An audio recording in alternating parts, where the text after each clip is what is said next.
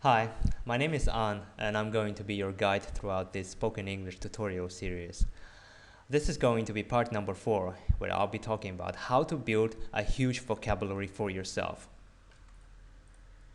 In my previous lesson, we've covered that a lot of people experience fear and hesitation when they speak English. We've also covered that you should not be shy, that you'll be making mistakes from time to time. It's all part of learning. We've also covered what exactly you need to do in order to learn speaking English without pausing a lot. Or in other words, what exactly you need to do to improve your spoken English fluency. In this lesson, let's identify the problem. You don't know a lot of English words, and that forces you to use very short, abrupt sentences. Use very simple and even elementary grade words to express your ideas. And because of the lack of vocabulary, you cannot understand the more advanced level of English. So, how you can actually increase your vocabulary? So there are several methods for that. Word lists, flashcards, software, reading books, listening to spoken English and picking up on new words and increasing your vocabulary that way. Let's talk about word lists. The gist of this method is you just print out a word list, for example, a TOEFL word list or a GRE word list, and you try to memorize the words. Very straightforward and simple. I actually memorized approximately 3,000 words in under 4 months this way. And as you can guess, it was for my GRE exam, the old format GRE exam. I recommend that you write down the words, their meanings, and their synonyms, and you group them into synonym groups. You should also remember how the words are actually pronounced. This will help you a lot. The pro. The method is very straightforward and it works. Con. It's not very good for building the active vocabulary. Learning words from word lists will probably increase your passive vocabulary for the most part, as in the kind of vocabulary that you remember, but you probably are not going to use in your daily life conversation. Flashcards. This method involves carrying around a huge pile of cards.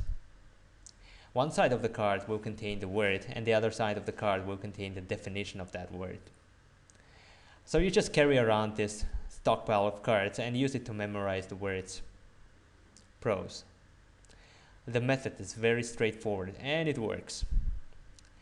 The method is very portable. You can carry around the stockpile of cards wherever you want to go. Cons.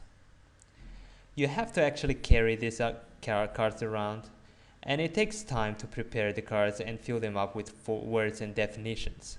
However, you may find shops selling these cards. The words do not remain in your mind as your active vocabulary, so they do not remain in your memory as your active vocabulary, just like the words you memorize from word lists. So that's one of the cons. Software. These applications usually work in the same way as vocabulary lists and flashcards.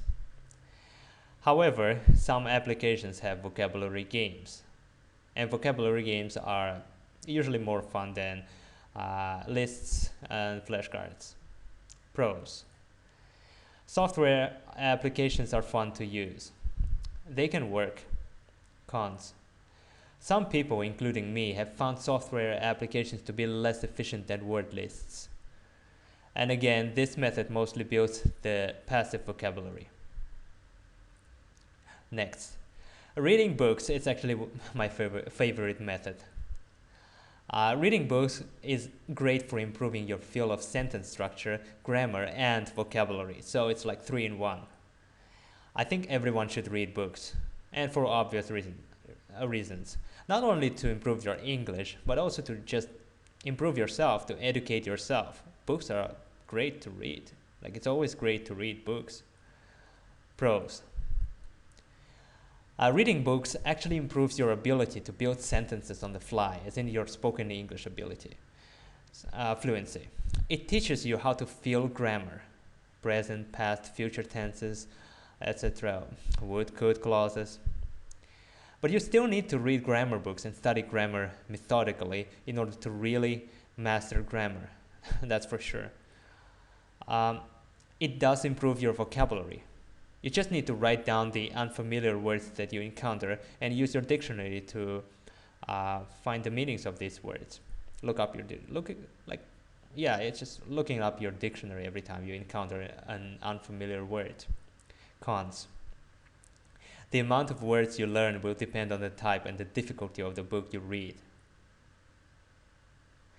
It's very hard to read books, the ones with the most amount of new words you can learn, because these types of books are usually very boring to read, because when you read them you don't understand a lot of things, a lot of words, and it becomes very tedious and it's not fun.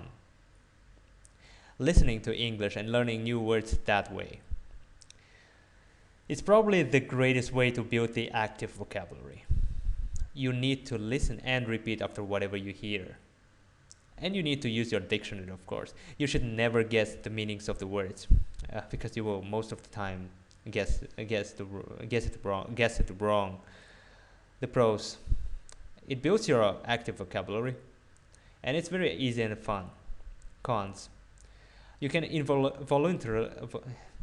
involuntarily learn bad English, because some people speak bad English. Spoken English is sometimes very different from written English, so do not confuse them. For example, when you listen to English, you will hear that sometimes people will start their sentences with "and." And then I went to the movie theater, and then I met up with my friends, and then we started eating sushi, right? And if you write in English that way, it's going to be considered very bad practice. The amount of words, the new words you encounter, will greatly diminish over time, because the most advanced type of words, they're usually not very used. They're not frequently used in spoken English. So if you want to become excellent at using English, not just spoken English, well, actually spoken English as well, you will have to use other methods as well. So that's it for this lesson. In the next lesson, I'm going to talk about how to improve your pronunciation and acquire an American accent. So hopefully you enjoyed this lesson, and stay tuned if you did. And my name is An, and you can find more tips on my website, www.englishspeakingtips.com. So until next time.